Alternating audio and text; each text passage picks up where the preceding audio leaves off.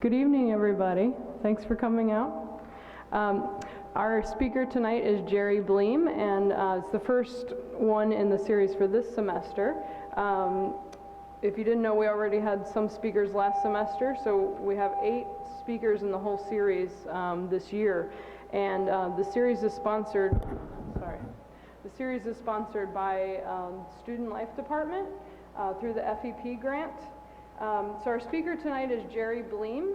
He came down from Chicago to come speak to us, and he's giving a workshop tomorrow as well. Jerry is an artist, teacher, author, Franciscan friar, and Catholic priest. He earned his MFA at the School of the Art Institute of Chicago. He's been awarded 5 individual artist fellowships from the Illinois Arts Council, an Arts Midwest NEA Regional Visual Arts Fellowship, and numerous residencies, including the Roswell Artist in Residence grant. He has taught in the Department of Fiber and Materials Studies at the School of the Art Institute of Chicago since 2000. He has also been a visiting professor at the Arizona State University School of Art and instructor at Penland School of Crafts.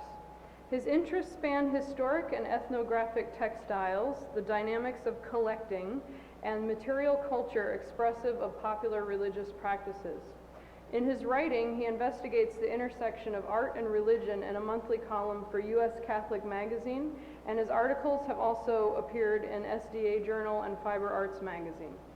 As an artist, he's exhibited at the Museum of Contemporary Craft, Dominican University, Northern Illinois Art Museum, and the 6th International Fiber Biennial, among others. Too many to list. And he's represented by Packers Shop Gallery in Chicago.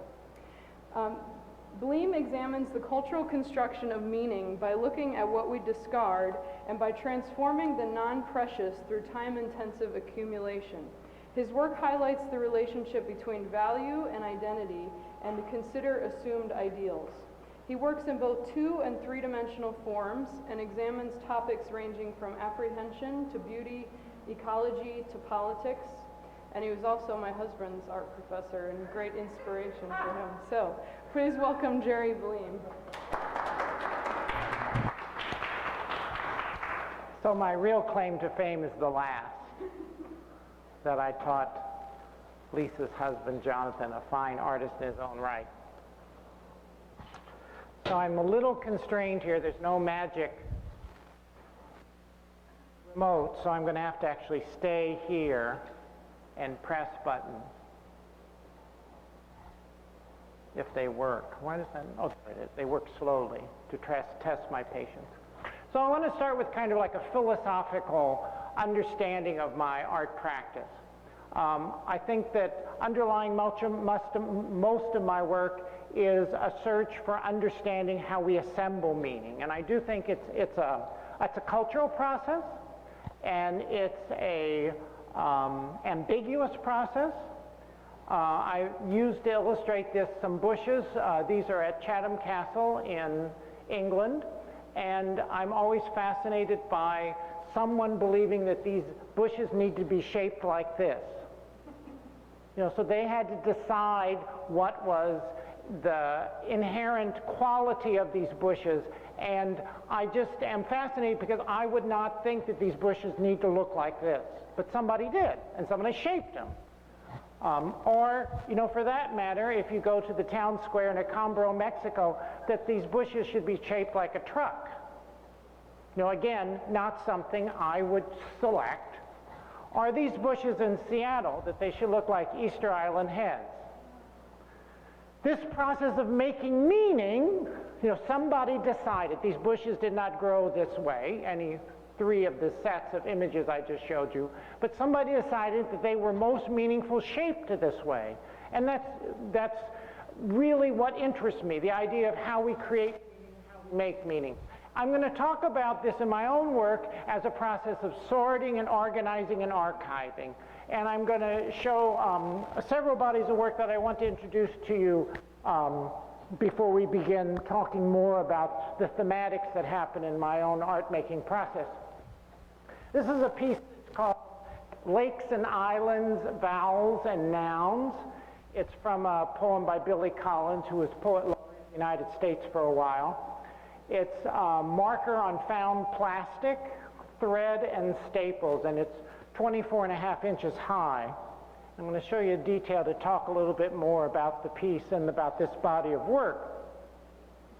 So those little metallic stitches are staples.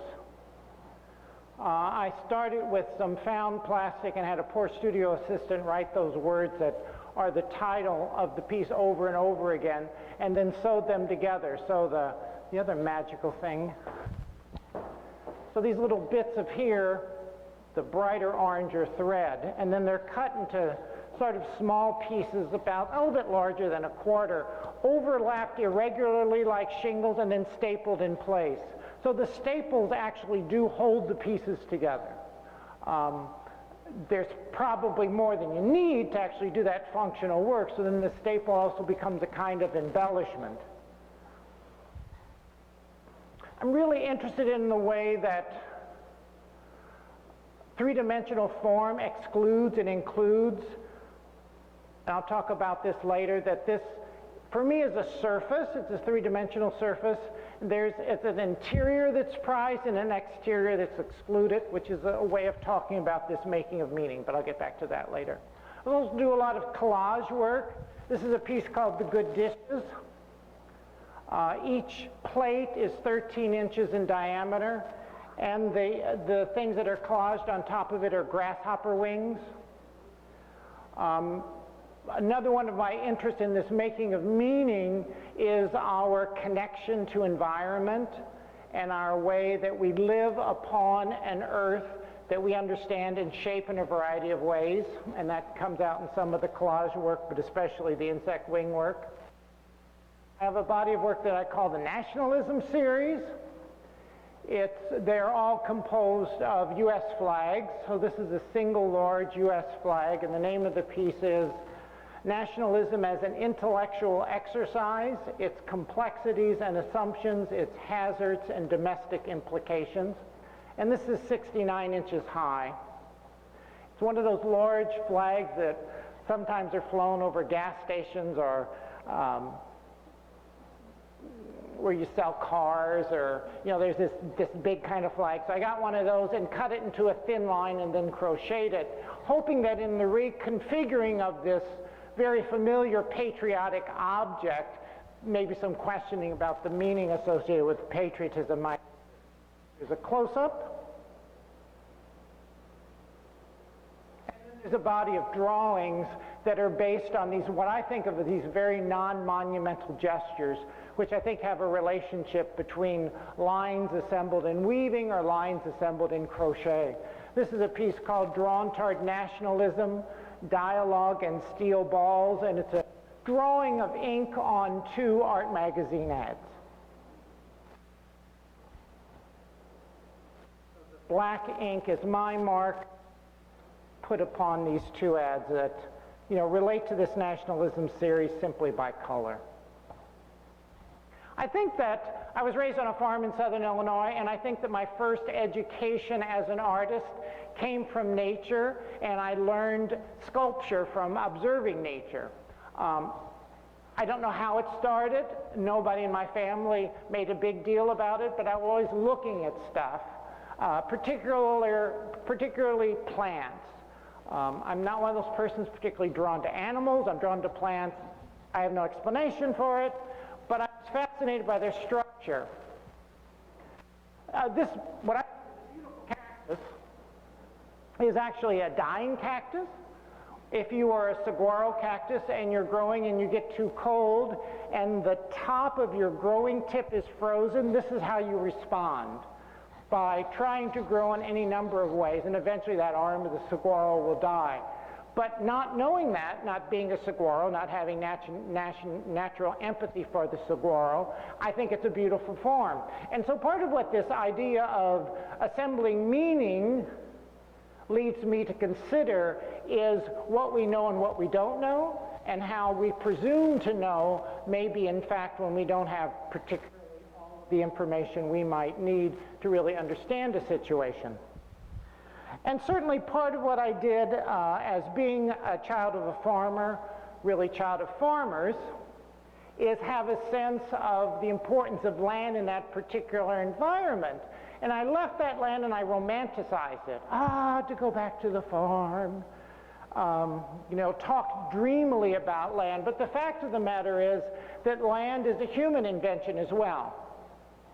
I think it's probably true here in Florida. I know it's true in Chicago, that there is no plant that lives without having had some sort of human intervention.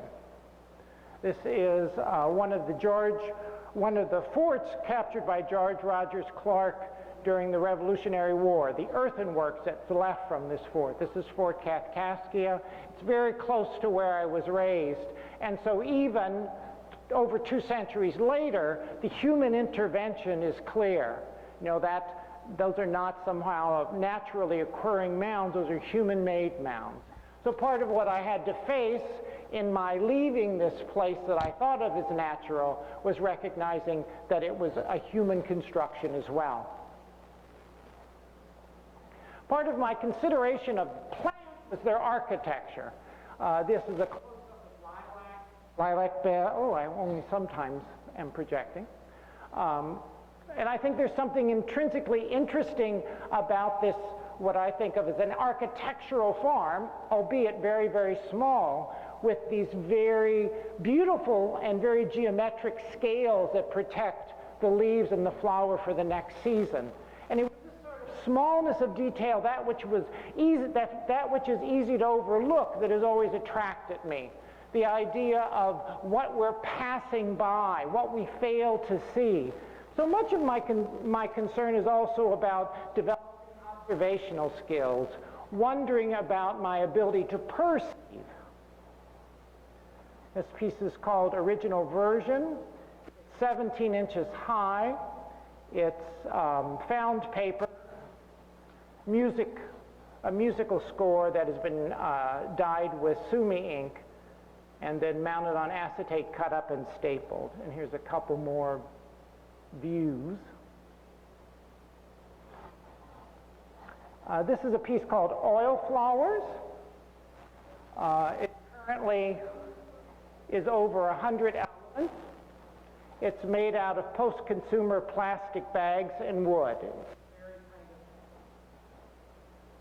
I think of it as kind of a Seussian structure.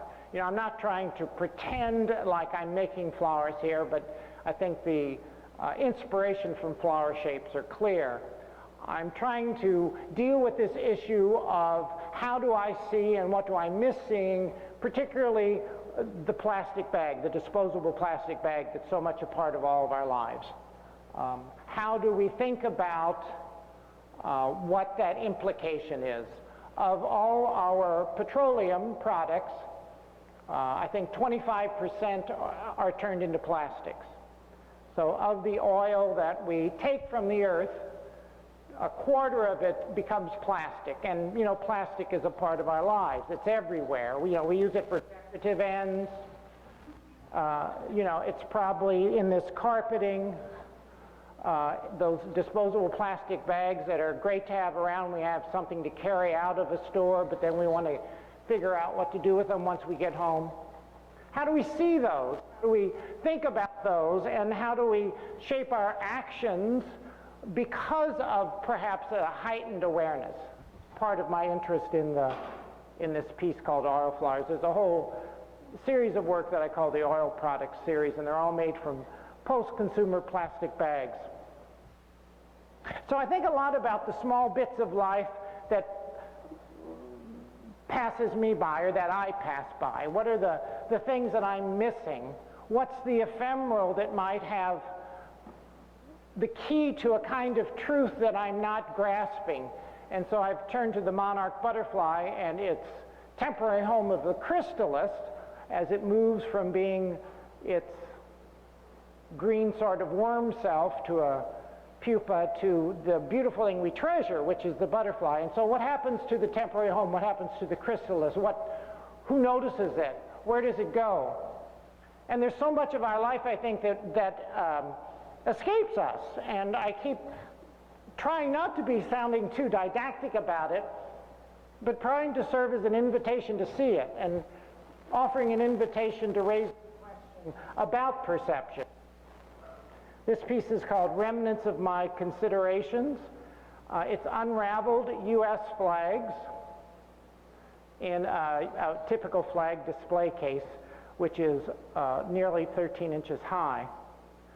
I think that sometimes the banner of the flag is so familiar to us that it's like the plastic bag, that we don't see it. You know, it is there, we recognize it. Because we recognize it, we pass over it. And I'm just, in my nationalism series, I'm reconfiguring it to ask some questions about what does it really mean to be patriotic, and what different forms of patriotism exist around us. And this is a related drawing called While Listening to News of War. It's 36 inches wide, 23 inches high. A lot of my work is about time, and I think what I hope time gives to viewers is a sense that I've spent time in my considering. Again, it's not that I have a particular position I want to espouse, but I want to convey to my viewers that this is worth thinking about, and I've spent time doing it. And the record of that time are these lines that, as I said before, are non-monumental, so I'm not trying to impress you with any kind of drawing skill, but obviously they exist as being made in a moment of time, and I've piled them up to pile up time to try to indicate that I've spent some thought, or perhaps you could even think of this as some sort of documented contemplation. One of the things that I'm drawn to is this idea of what's no longer needed, or what do we exclude, or what's outmoded, what's the detritus, or what's the junk in our lives. What measures our past that we're forgetting, what has happened and what has changed that we might not remember. And this is a barn photograph from the area in which I was raised as a child. It's outmoded. Agriculture has so changed since the days it was built that it is no longer big enough to hold the size or the scale of machinery that people now use when they farm. No longer is hay cut and then tossed up into what we always called the loft loose. It's now made into bales. The size of a herd is much larger that can be fed in this small stable here. It becomes this monument to what is past. And I think sometimes we forget the past and are lesser for it because our memory of the present is not enriched by where we've come from. So that's part of what I think we overlook, and so it's part of what I bring into my art practice. This is a piece called the Polk Amendment. It is 10.5 inches square.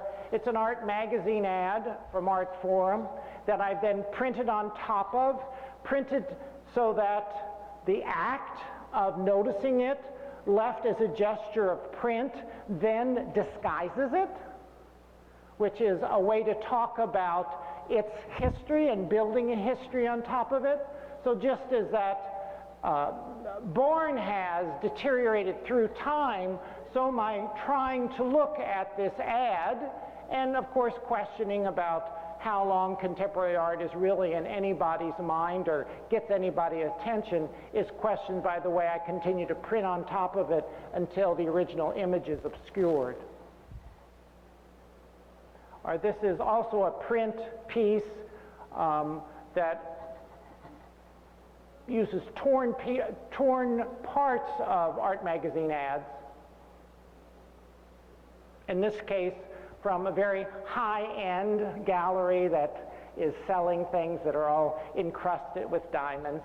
And part of the process of fracturing removes meaning. So there's this idea for me that if I dissemble a surface and rearrange the surface, I both obscure its original meaning and perhaps create a new meaning.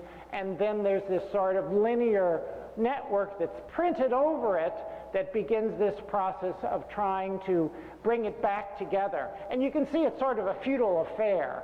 I mean, I hope there's enough information there so that its original intent is sort of hinted at, but ultimately forever kept from the viewer. This piece is called Remind Me Again While We're Depleting the Earth's Resources and Burying Them in Landfills. All post-consumer plastic bags. It's 62 inches high, 83.5 inches wide. All post-consumer plastic bags replicating an Afghan, using an Afghan pattern, using what's called, I think unfortunately, a granny square. I don't know if any of you are crocheters. A granny square and then filet crochet. Again, replicating issues or objects that are familiar to us, objects that might be in our domestic life, and raising the question of how does our domestic space impinge upon our public space, and what's the relationship between our domestic life and our public life.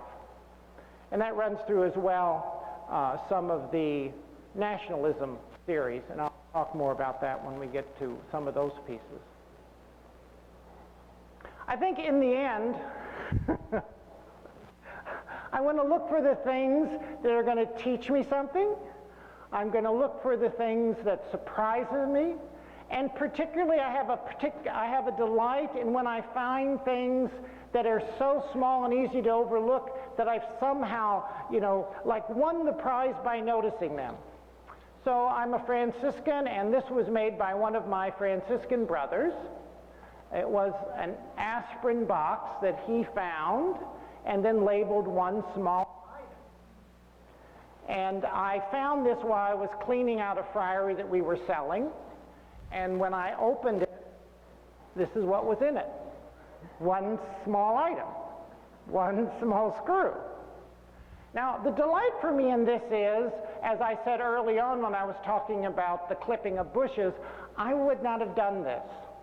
This is another way of processing reality, another way of understanding meaning, another way of responding to what Brother Aloysius encountered in his life. He encountered one small screw that I might have thrown away, that I might have thrown in a jar of screws in a place where some tools were kept, but I would have never found a container for it and then put it in there after labeling it. And that kind of encounter with meaning construction is what thrills me. And it's not the large public sculpture that can do that as well, but it's this little item tucked away into the room we used to call at this friary the mail room, in a drawer. And why Brother Aloysius put it there, I don't know either. So there's these conundrums that really fascinate me and let me know that the world assembles meaning differently than I do. And I want to know more about that. Another good example is Emery Blagden. He called a healing machine environment. He basically devoted his life to constructing this in an outbuilding on a farm in the Midwest, his family farm. The environment is now owned by the John Michael Kohler Arts Center in Sheboygan, Wisconsin. And it's that kind of way of seeing the world around him, in this case, and organizing with these amazingly complicated wire constructions that used glass jars and paintings, and he's showing one of these paintings, but these paintings, he always put them on the ground, on the painted side to the ground, because he believed that he could assemble with this material some sort of environment that would be healing for people. And I don't want to imply that I'm making fun of this in any way, but I don't think this way, and so I'm fascinated that someone else does. And this construction of meaning draws me in considering how little I know. A stapled sculpture, it's called Dribble. It's 15 inches high. It's made from basketball trading cards. I have a good friend that for a while was embroidering football trading cards, and he called me one night. He had had an opening, and a woman brought in boxes and boxes of basketball trading cards. And he said, doesn't she know I embroider football trading cards? And I said, well, obviously not if she brought you the basketball trading cards. I don't know what to do with these. All my friends know you never throw anything away without talking to me first. And so he said, do you want these? I said, well, sure, send them to me. So he mailed them to me. It was 2 big boxes of basketball trading cards, and I'm not very much interested in sports, and they sat in my studio for years and years and years until I realized that it really wasn't basketballs I was looking at. I was looking at polka dots. And as soon as I could look at polka dots, both in the player's head and in the basketball, they became a meaning construction for me so that I could make something of them. And I think so often when we try to understand the world, we're looking for our way in. And I don't think that's particularly bad. You know, I don't think this is an issue that we all have to be the same, but I do think we all have a responsibility of trying to make sense of who we are and what we do. This is a piece called Die. It's 10.5 inches high. It's made from fish scales and staples. So I thought I had a detail. I don't. I don't know what's going on here in Florida, but I know what's going on in the Mississippi River. And there are a variety of fish imported from Asia that have decimated the river ecosystem. They were brought to this country to keep fish ponds clean, and they do that very well because they eat everything. So you have little algae in your life, these Asian carp will just eat it up. In a flood, or in probably several floods, they were washed into the river system, so now they have decimated the ecology of the Mississippi River, and if you do any following of what's going on in the Great Lakes, all the states now are fighting to keep them out of the Great Lakes. But in the end, these are fish scales. You know, they are what we usually don't save when it comes to fishing, if you're fisher people. They're not considered something we eat. It's not considered something we value in any other way.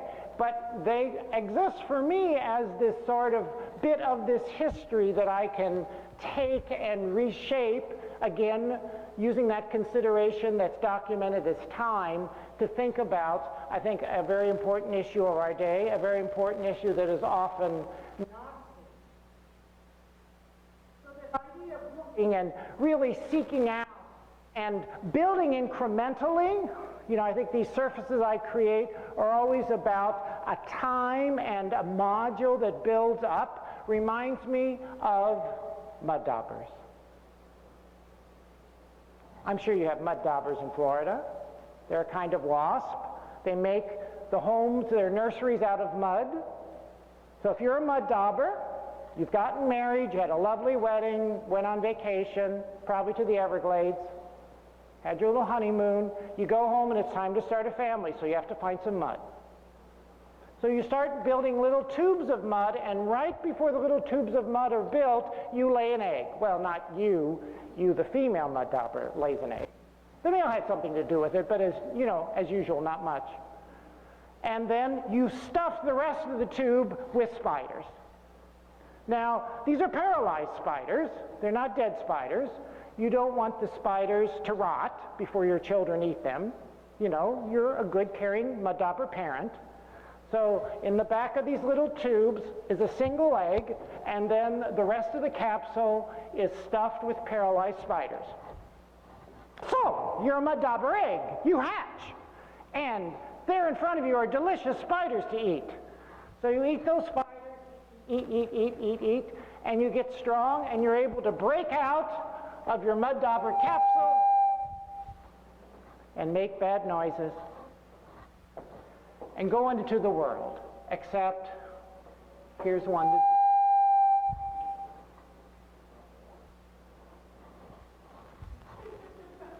here's one that didn't make it. I know. It's a sad moment. I don't know if he didn't like. Can you imagine hatching as a mud dauber egg and not liking spiders? Maybe that mud dauber didn't like the food that was set before it. I don't know. But this sort of small-scale life that is around about us that we never see, we don't think about, is what I continue to return to remind me how little I know. This piece is called Mute Guide, 9.5 inches high, made of plastics and paper. Little detail.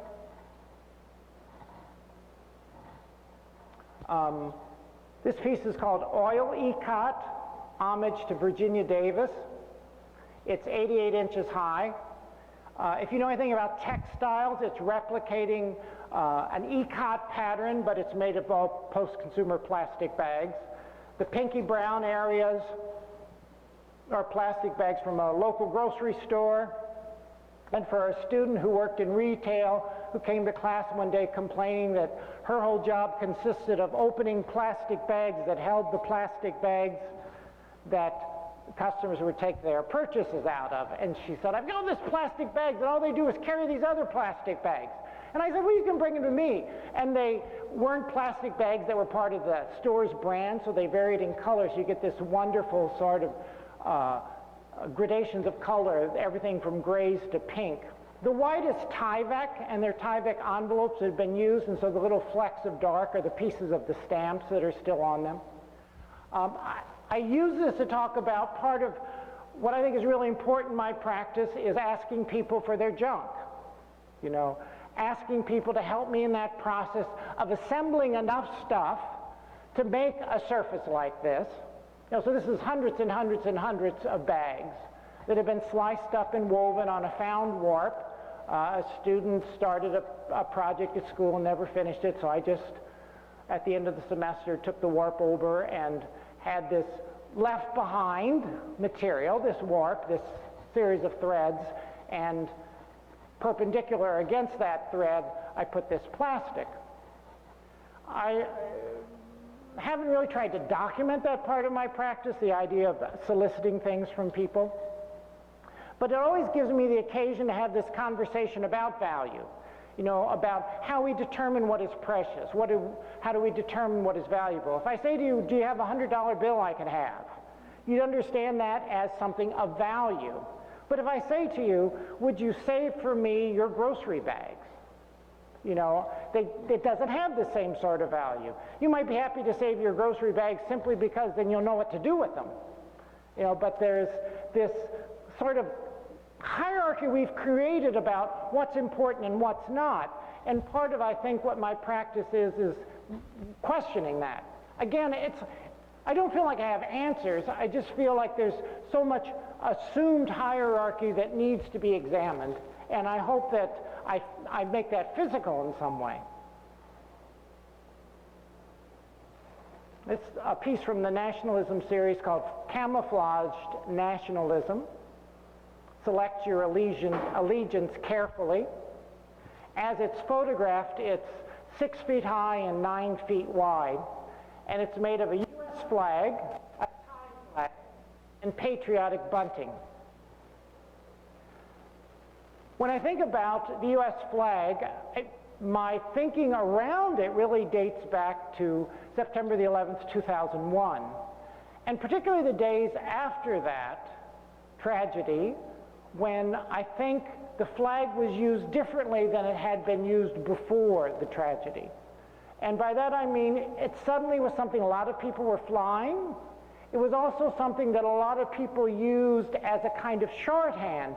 And it was in time that shorthand that most bothered me, because that shorthand seemed to say, when I am patriotic as a citizen of the United States of America, I mean this and we all mean this.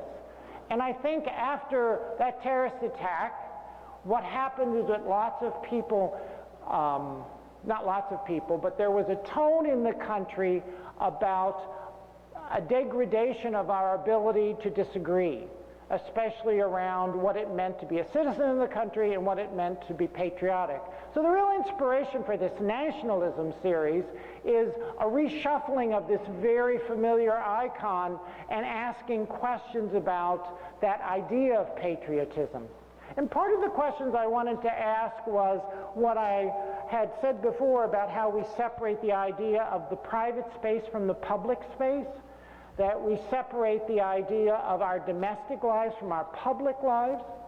When we entered into wars in the Middle East, I recognized that who carried the weight of that suffering of war were really very individual families. You know, people whose sons and brothers, husbands came back terribly maimed or dead, psychologically damaged. They were the ones that carried the weight of this national decision.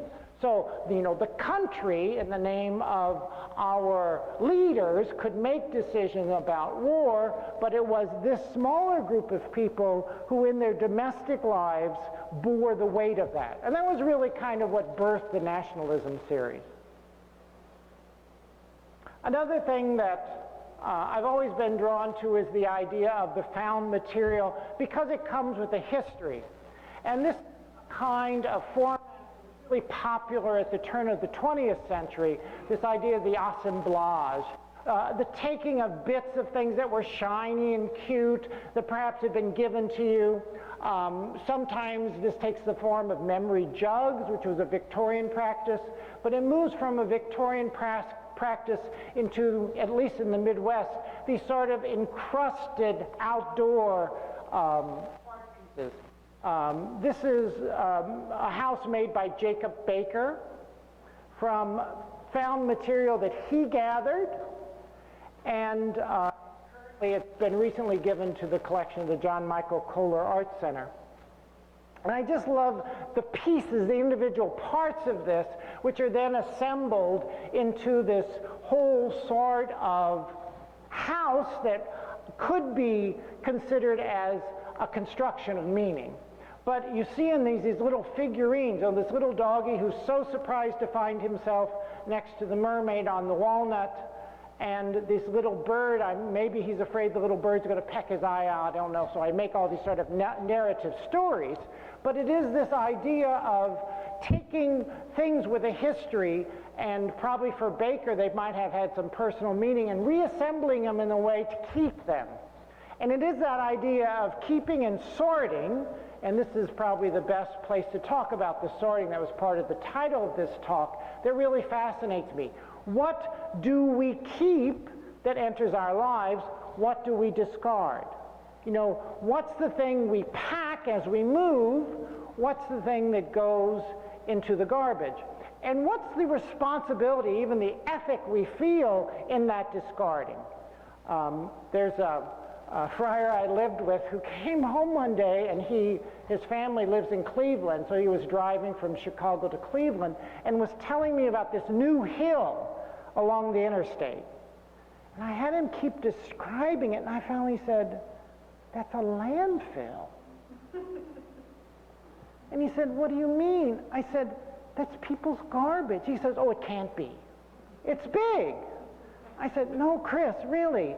You know those things when we put things in a dumpster, it has to go someplace. And it goes there." He said, "But it's all covered with dirt now." I said, "Yes, because there are rules about how long you can leave it exposed until you have to cover it with dirt."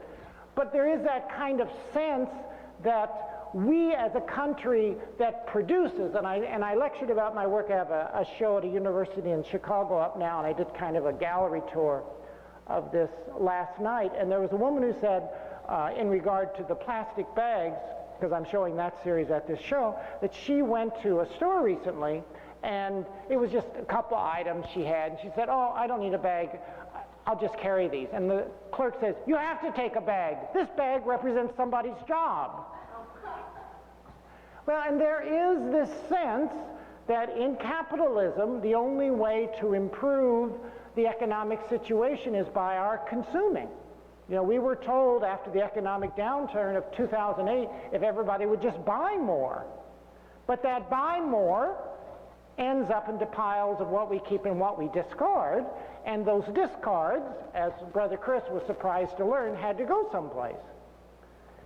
You know, they went to a landfill, the new hill he discovered from Cleveland. This is a piece called "Have You Ever Wondered Why Van Gogh Died Penniless?" It draws its name from the original title. This is a bank brochure. It's two bank brochures that are put together. And the opening line on the bank brochure is, have you ever wondered why the rich always seem to get richer? And of course, this bank is trying to say, give me your money, we'll invest it, you'll, become fabulously rich. The great thing about this system of banking that this bank wanted you to participate in, and I'm going to try not to make noise, is that it was called the Van Gogh Preferred Banking System. Now, if there was anybody who didn't know how to make money, it was Van Gogh. But that's history forgotten.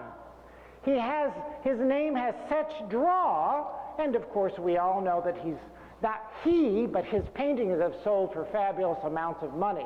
And there's this kind of conflation. Again, what do we discard? What do we keep? What do we remember? What do we forget? This piece is called Verdigris. It's 18.5 inches tall. It was white paper that was sandwiched with copper screen and then stapled together. And you can kind of see the differing building modules on this. And then it was put in a fume patina of ammonia, which then oxidized the copper and made it weep green and dyed the paper. I just think that's a fun story. There's a close-up. I was raised on a farm, and vessels like this, and I think of this as a vessel, a grain storage bin, was part of my life. When I talk about a surface, and I talked earlier about a surface, a three-dimensional surface includes a space and excludes lots of space, that's what I think a vessel does. Think of a bowl where you put your cereal.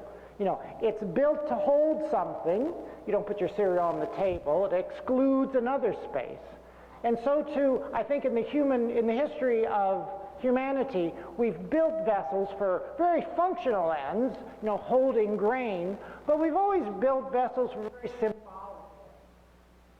So this piece, it's from about the year 1000 of the Christian era, or the Common Era, and I photographed this in Mexico. It is really a vessel. I mean, it has a place to put stuff. But you can see that what is the vessel and what surrounds the vessel is much more articulated, and I think is really the import of the vessel. So not only do we have to think about what we include, what we exclude in a physical sense, but we also think about what we include and what we exclude in an intangible sense, or even a spiritual sense. This is another piece made out of the fish scales. It's called Float. It's 12 inches high. And that's the same piece from an alternate view. I can do a little sculpture harangue here. I always think sculpture should exist because it needs to be seen in the round, so it should look different from different angles. But that's just my opinion.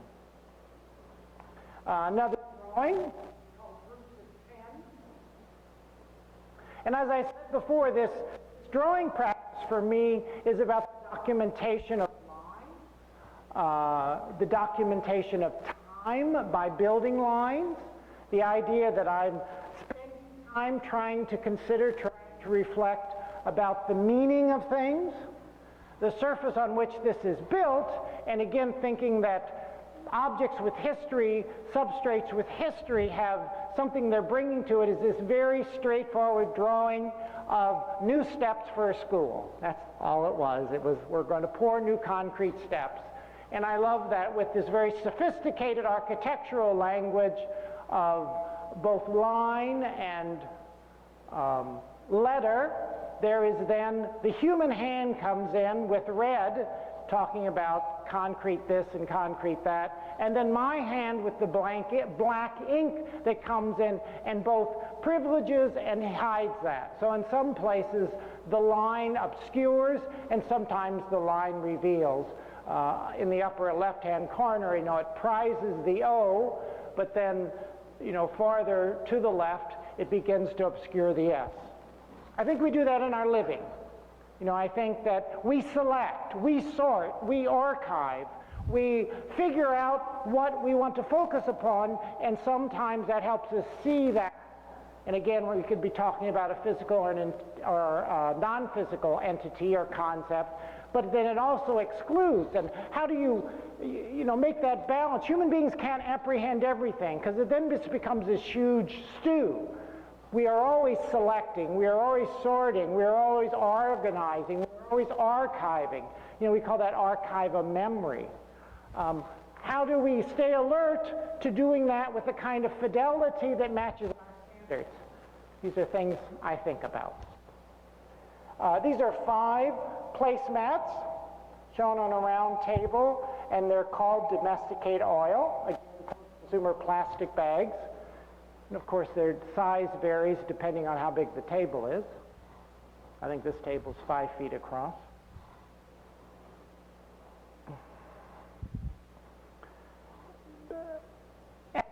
In ancient Greece, there was an oracle. And the oracle existed because there was a spring in Delphi. And the ancient Greeks believed that springs were the orifice, or were the passageway from the underworld and the surface of the world on which people lived. And I think that that is always a question we raise in this idea of constructing meaning. Who has access to the meaning? The ancient Greeks prized springs because, and this isn't at Delphi, this was a spring on my family farm. I want you to get the idea. You don't have to go to Greece to see this, you just have to go to southern Illinois. For the ancient Greeks, springs were this sort of passageway between these two worlds. And I use that idea of the doorway or the orifice or the place where two worlds meet as to raise this question of who has access to this sort of meaning. And obviously, I'm assuming some of you have some interest in art, or you wouldn't have shown up tonight, or there was some, threat posed by some evil professor. But I think this is part of the responsibility of artists. What do we select and present to people? What are the questions we are trying to raise? How are we looking at worlds that might not be in dialogue with each other and trying to bring them into dialogue? How do we let people in? How do we invite people in? How do we keep people from being excluded? I think it's so easy in this building of meaning that we separate ourselves, that we try to place ourselves with our own. And I think that level of comfort we need is okay. We're not going to go out and watch a horror movie if we'd rather go watch a romantic movie with friends. So we're always sorting who we choose to be with. But I think I just want to raise this issue about that self-sorting can so often be exclusionary. And so I, remind you of the oracle at Delphi. This piece is called, "Because I could not stop for death, he kindly stopped for me. The carriage held but just ourselves and immortality." It's a quatrain from an Emily Dickinson poem. And in the piece, I was simply asking that question of what do we hold on to and what do we let go of? And I, in each of these 10 elements, tried to develop a place that had some sort of depression that could be bowl-like and a kind of rod that could shoot things off. Of course, it was only after the fact that I realized my maleness probably had to do a lot with the part of the release. But artists, you're not the vessel that you carry around most of the time is your own body, so don't be surprised when your body appears in your art. It happens. It was a surprise to me, though. Only years later I thought, oh, that's part of that too. It's true. The beginning of wisdom, it's 10 feet wide if it's fully extended. I usually show it about 8 feet wide, and it's 21 inches high. Can you read do know on that? Okay, so this is from, the do know is exactly replicated from the only letter my father ever sent me. He wasn't a writer.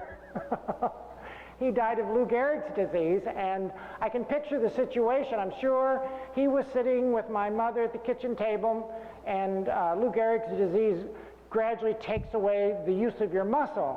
And I'm sure he didn't know what to do, and my mother said, oh, they had just been to visit me, write Jerry a letter. And so I still have this letter.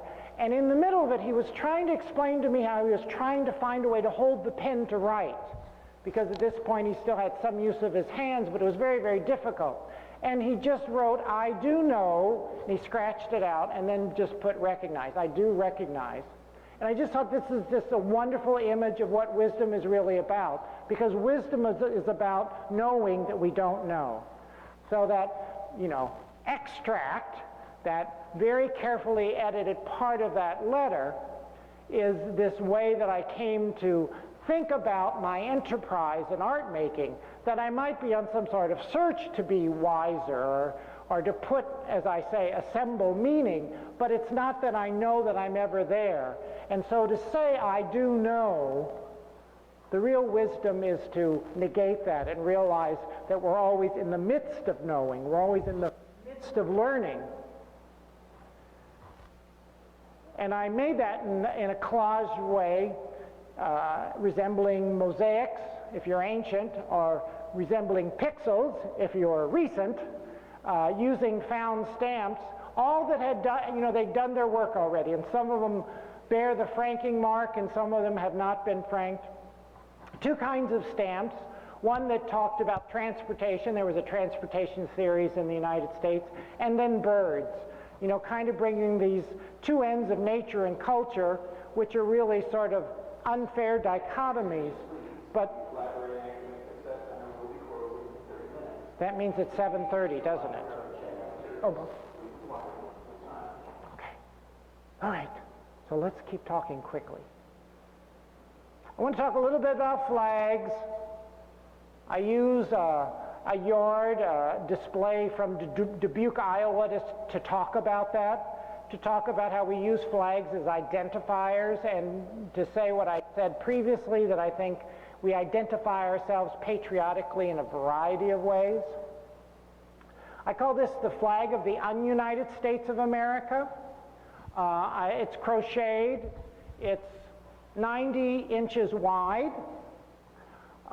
There's been a lot that's been written about the lack of civic consciousness in the United States, that instead of thinking of ourselves as a group, we think of ourselves as independent entities, and we try to project our perception of what we think the world should be on everyone else. And so in my crocheting, and this is all flags, every time I did a row, I changed a color. So the stripes are not 13, but everybody gets their own stripe. You don't have to share it with anyone anymore. And there's no stars in the Union. The typical blue part of the flag is called the Union, and there's no stars there because nobody needs to show up. There are some stars that have been cut up in the process of cutting up flags, and they're all ravelly now. And the other thing that I think is really interesting to me about this surface is that there is a variety of intensity of wear and dirt, so that I very carefully used what was red in an original flag, what was white, and though that coloration might not be clear, because in the flying of the flag is the deterioration of the object. So this object that we display to show patriotism is being deteriorated by the act of display. So I thought that's something that's, obviously I'm really working in response to material, and that's something about the material of the flag that's very fascinating to me. You can see some really dirty whites here and some really orangey reds. And yet we do displays of our patriotism, much more than lots of other countries. I have some friends from Canada who can't figure out our 4th of July. Their Independence Day is an excuse for a holiday, but they say there's no patriotic display like we do. And this is from a small town in northern Wisconsin called Ashland, where people really do bedeck objects of their life, in this case tractors, in the red, white, and blue. And they have something they're trying to communicate. They have a statement that they're making. I just think we ought to be a little more thoughtful about the images. And this is an image that just talks about my process, where I take a flag and cut it into a strip and then reconfigure it by crocheting. And I think the reconfiguring does offer some questions about how we see that object. I think the objects maintain red, white, and blueness, so there's immediately a kind of color trigger about such an icon, and it's such a symbol that I think is so easily recognized that the shape and the arrangement of the colors might raise some other questions. This is a piece that's called Decorative Nationalism. It was started in 2006. Each of those ruffle balls is an individual flag. For me, these are very like decorative objects. You know, the way we make a nest by taking small little things and filling our lives with these sort of objects that might have been given to us, or we might use to give a sense of home for us. And I think sometimes we do that with the flag. You know, I don't think the person flying the enormous flag at the car dealership or at the gas station is so much patriotic as they're trying to say, stop here and, you know, buy some gas, stop here and buy some car, buy a car. And I think there's lots of ways that we use all kind of objects which have symbolic import as a kind of way to decorate or to sell something we're trying to sell. I just want to raise that question in this process.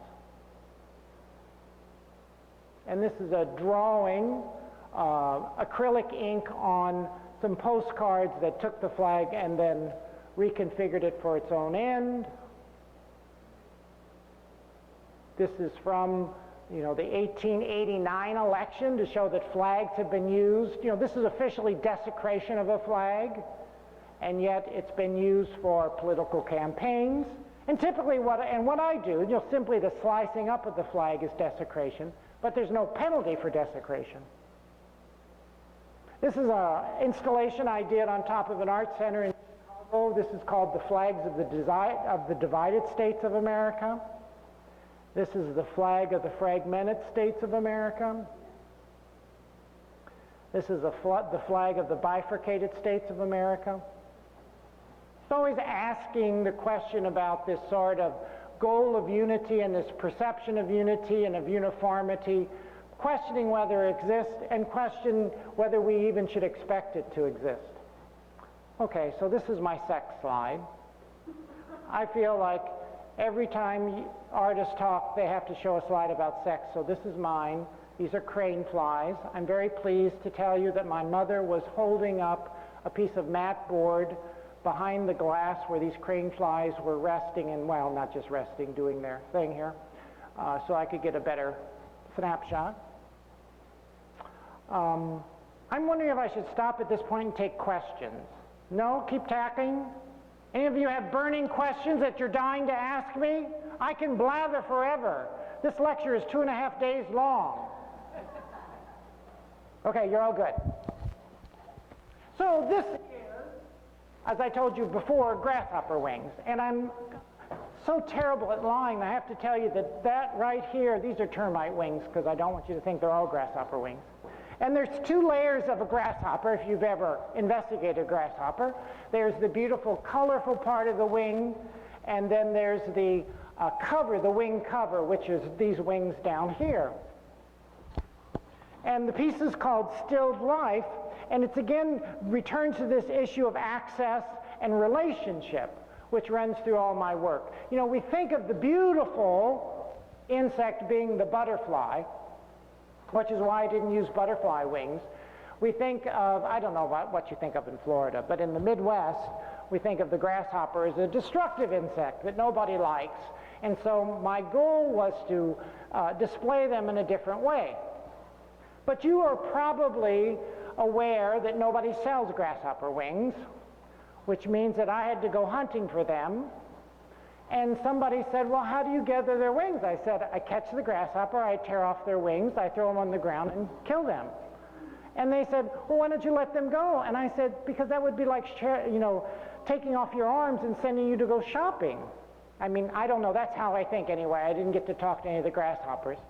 So there is some death dealing here. Now, it's an insect that some people would say is, you can close your mouth now, sorry.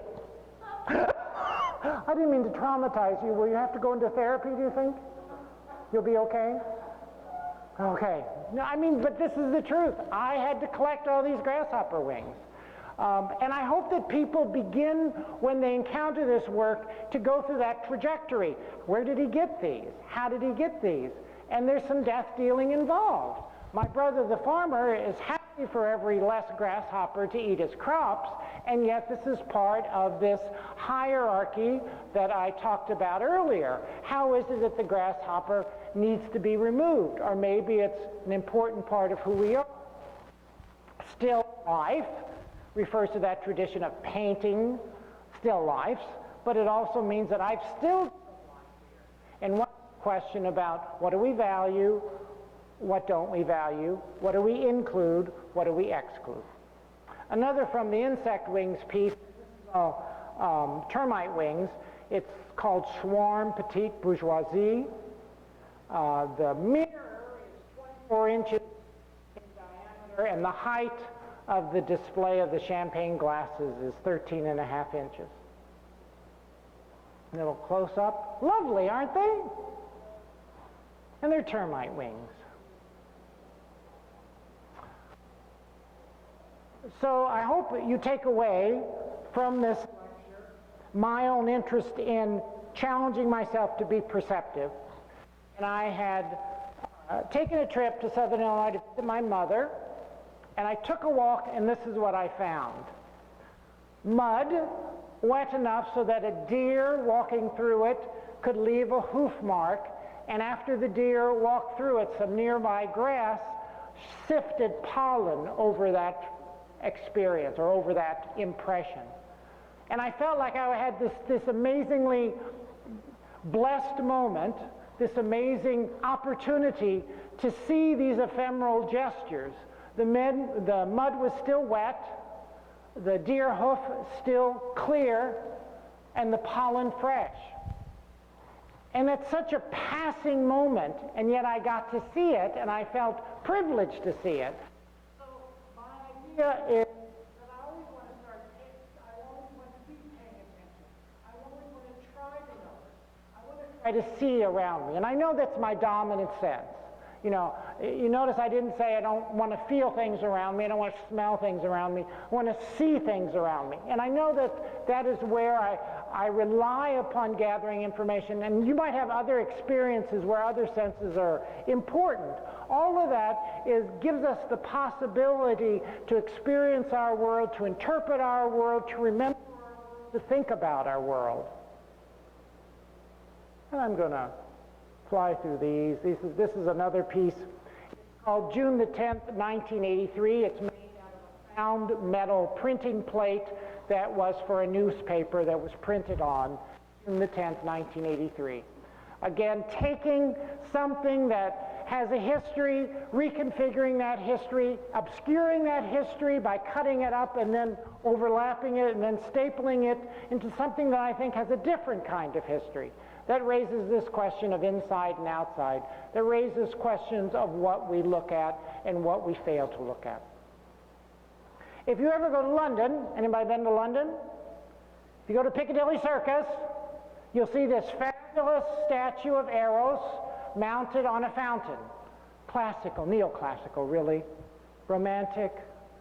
Valentine's Day is approaching. You know, you have all of those wonderful sort of romantic feelings. And then if you rotate yourself 180 degrees, this is what you see. Advertisements in neon. And I think this is frequently what the kind of juxtapositions that life always give us. Do you believe in the very elegant neoclassical sculpture, trickles of water with your loved one, ignoring the neon that's glaring at you from across the street? How do we figure out what's important? How do we figure out what we choose to remember? How do we figure out what we choose to act upon? This piece is called Give Me. It's 106 inches high. It replicates the red cloud stamp, and it makes it large. And that's all really wanted to do with this piece, to take something tiny and make it big, to ask that question via scale, what's important and what's not important. There's a large Warhol Mao that is now in storage that's owned by the Art Institute of Chicago, which is the museum attached to the school I teach, or the school is attached to the museum. We don't want to say one's more important than the other.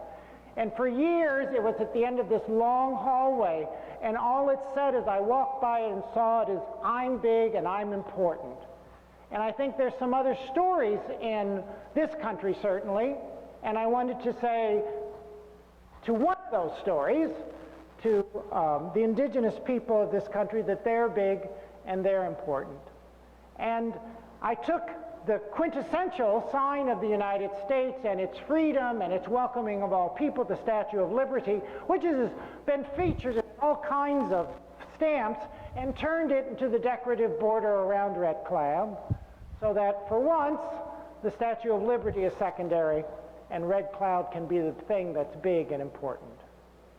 And finally, I have to say that I just love passion. I was driving through Mineral Point, Wisconsin, and somebody had decorated their tree with garbage bags. And you've just got to love it. You know, you wake up some morning and you think, that tree needs some decoration. What should I decorate it with? Oh my gosh, it's a holiday weekend, all the stores are closed, but I have some white garbage bags around here. I'll decorate my tree with white garbage bags. And look, there's an old horseshoe. I'll paint it white and put it part of my decoration. And that kind of, and of course this is all my imagined story, but that kind of passion where somebody had to decorate their tree sucks me in. Okay. Okay, I'll hurry. All right, got it. No. Okay, bye. Monuments newspaper. It's 10 feet wide as it's installed here. These are all post-consumer bags that have protected newspapers, and it basically says what they are: oil. Somebody last night, this is a piece in the exhibition in Chicago, wanted to know why I spelled out oil. And I said, because that's what we make plastic out of. And this is like this revelation. So I guess that's the thing. Another thing I want to add to the list of, I hope that you remember, is that we have to be aware of what our products come from and what our products do and what our products do to our world. Oh, crocheted, it's just crocheted, it's crocheted. Okay. Now I could read you a poem or take questions. Questions? Oh, finally a question. Yes?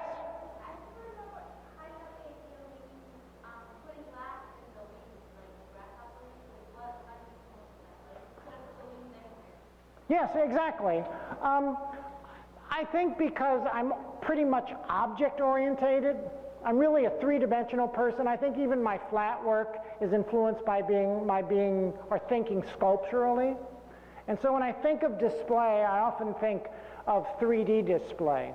And it was a really quick step to move from, you know, these are these things that we overlook. How can I display them in an amazing way? And out of my textile training to go to pattern and then to go onto glass. So, you know, the glass does such a wonderful thing with light, and because it's clear glass, it really doesn't obscure the materiality of the grasshopper wings. So that's kind of why I think, oh, thank you. I mean, I think that's part of what I want it to be. I want it to be beautiful so it tempts people to look at it, to think about it, and maybe to go down that road that I described. But where does he get these, and how would you get them? And, oh, no, he didn't, and yes, he did. Yes? You know, once upon a time, I counted the number of staples in one of my sculptures, and it was 30,000. And it was kind of upsetting, so I really make a point not to count anymore, not to, you know, I always have a vision for the work about what it needs to be finished, and I devote as much time to it as it needs to, but these obviously are all very labor intensive, and it's part of my material. The time is part of my material. It's this way I underline what I think is the importance of looking at the kinds of issues that the work raises.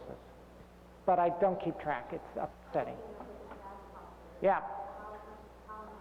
Yeah, it was weeks and weeks and weeks and weeks, yeah. I was on a residency at the Roswell Artist in Residence program, and it took me about 3 months to gather them. Luckily, they had an infestation of grasshoppers that fall, so it took me about 3 months to gather them and to mount them, and that's all I did. I mean, I ate and slept, but I gathered grasshoppers, and people all over town would call me up and say, we have a whole lot in our yard. So did grasshopper infestation create that peace in your mind then, or did you have I was already playing around with it because I moved from the Midwest to Roswell, New Mexico, and I saw grasshoppers out in the field adjoining the residency, and I thought I understood grasshoppers, but we didn't have red-winged grasshoppers like they had in Roswell. So when they flew, they'd make a noise, and so I felt like they were always saying, look at me, and I just kept thinking about them and thinking about them. So I did collect a few and, you know, play around with the wings, and then they had an infestation, and then I clearly do something. So it's kind of at the same time together.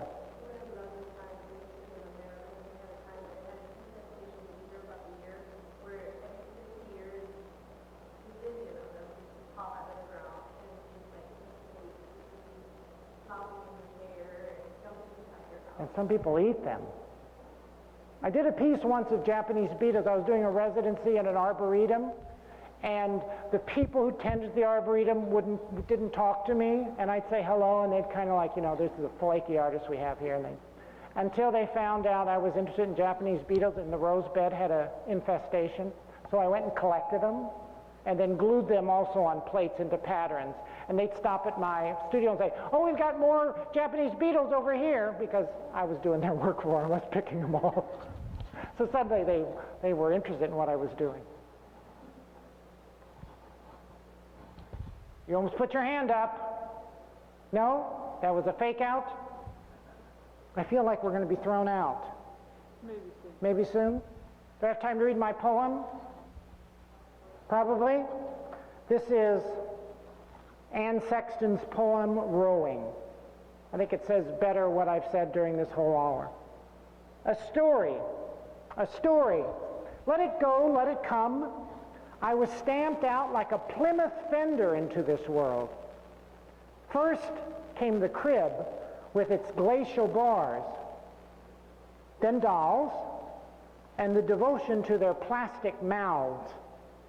Then there was school, the little straight rows of chairs, writing my name over and over, but undersea all the time a stranger whose elbows wouldn't work. Then there was life, with its cruel houses, and people who seldom touch, though touch is all, but I grew. Like a pig in the trench coat, I grew. And then there were many strange apparitions. The nagging rain, the sun turning into poison, and all of that saws working through my heart. But I grew. And God was there like an island I had not rowed to. Still ignorant of God, my arms and my legs worked, and I grew. I wore rubies and bought tomatoes. And now in my middle age, about 19 in the head, I'd say, I am rowing. Though the oarlock's stuck and are rusty and the sea blinks and rolls like a worried eyeball, but I am rowing. The wind pushes back, and I know that that island will not be perfect.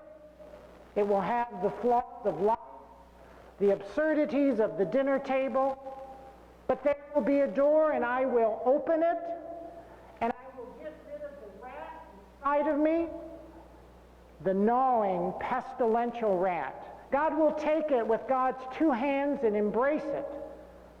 As the African says, this is my tale, which I have told. If it be sweet, if it be not sweet, take somewhere else, and let some return to me. For this story ends with me still rowing. Thank you all.